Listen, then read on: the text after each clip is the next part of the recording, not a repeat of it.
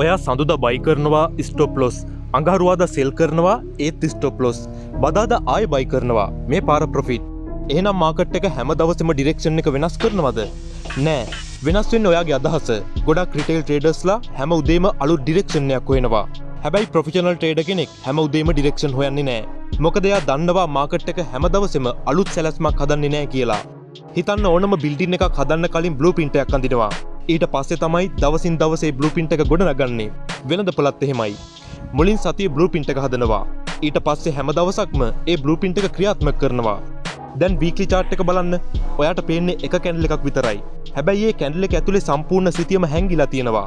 සතිය අවසානයේ bullish weekly candle එකක් හැදෙන්න නම් ඒ සතියේ බොහෝ වෙලාවට මිලේ වැඩි කාලයක් බයි සයිඩ් එකට වැඩ කරලා තියෙන්න ඕන.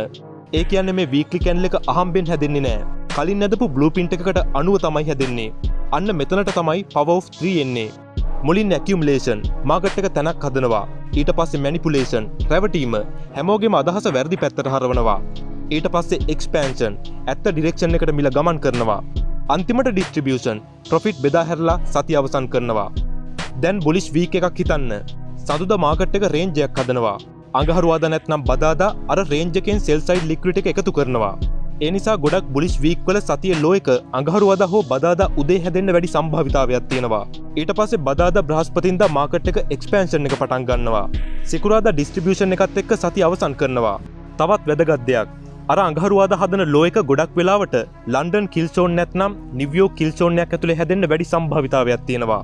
ඒ වගේම ඩොලර් ඉන්ඩෙක්ස් එක හෝ කෝරිලේටඩ් පෙයා එකක් එක්ක SMT ඩයිවර්ජන්ස් එකකුත් එතනම හම්බ වෙන්න පුළුවන්. ඒ නිසා 5 minute chart එකේ හැම පැයකටම ඩිරෙක්ෂන් එක වෙනස් කරන්න එපා. මුලින් weekly blueprint එක කියවන්න. ඊට පස්සේ daily chart එකෙන් අද මාකට් එක blueprint එකේ කොයි තැනද ඉන්නේ කියලා බලන්න.